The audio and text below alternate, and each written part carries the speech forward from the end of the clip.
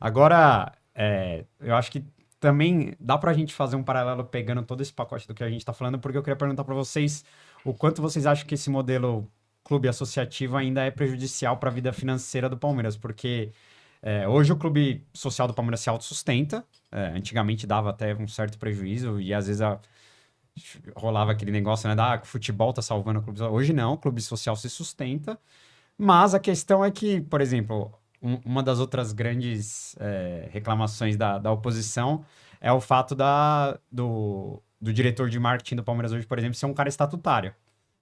A Leila já defendeu, eu acho que estão fazendo um trabalho bom, realmente, mas hoje o marketing do Palmeiras são tocado por duas pessoas.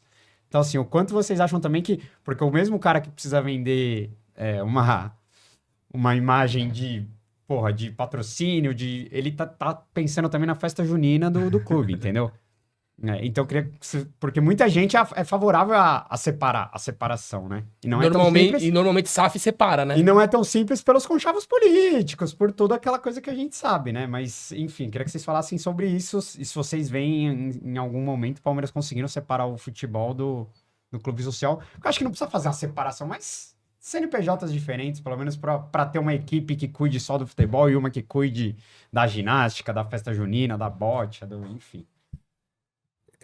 A gente quer falar de SAF agora ou vamos falar de SAF depois? Que se a gente entrar em SAF, a gente vai falar.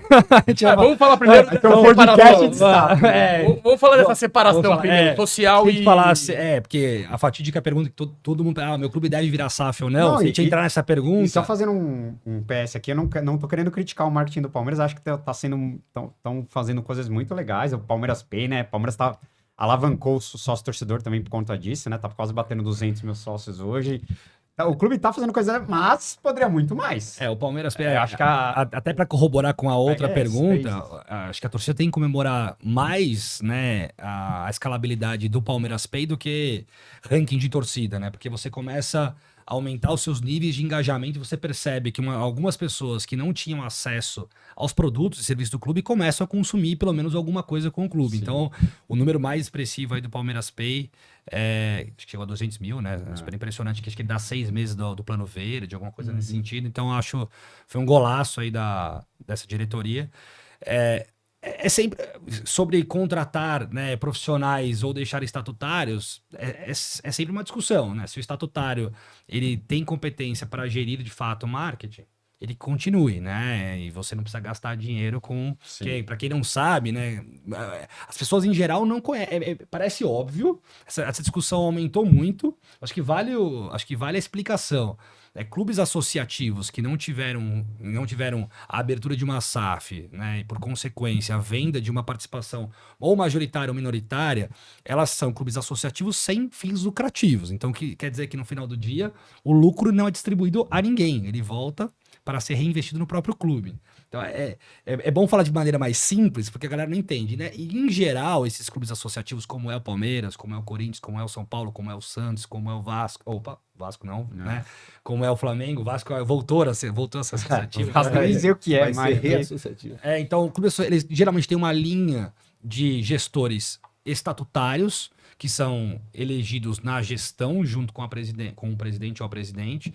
E, em geral, alguns clubes contratam profissionais dentro dessas áreas. Então, em geral, tem um diretor financeiro contratado e tem um diretor financeiro estatutário, né? Que fazem uma dobradinha aí, uma tabelinha para gerir aquela área. A mesma coisa para o marketing, a mesma coisa, às vezes, até para o esportivo, né? Então, no Palmeiras é um pouco mais difícil, mas no Flamengo, por exemplo, você tem o Brás, né? E você tem o Bruno embaixo. Spindle, né? Então, você tem o estatutário e o remunerado, né, o profissional. Então, no caso, eu, né, na condição de um presidente de um clube associativo, teria profissionais em todas as áreas. Mas se você, de fato, tiver um fenômeno ali como estatutário, né, acho que não tem problema nenhum de não ter um par ali profissional. Sobre o marketing do Palmeiras, acho que agora saíram de 300 milhões para 600 milhões para 900 milhões. A régua está aumentando. Então, as metas do marketing precisam crescer. O sócio torcedor precisa crescer, a parte comercial precisa crescer. Então, a gente precisa entender que para 2025 a régua. Então, e o marketing, que é uma ciência que acho que não sou a pessoa mais especialista para falar aqui, mas é uma ciência que se reinventa todos os anos, com novas mídias, novas perspectivas. Então é preciso ter pessoas vanguardistas e inovadoras nessa cadeira. E aí, curtiu a resenha? Então, para ver o episódio completo, é só clicar aqui no link da descrição. Valeu, avante palestra e Seguros Porco!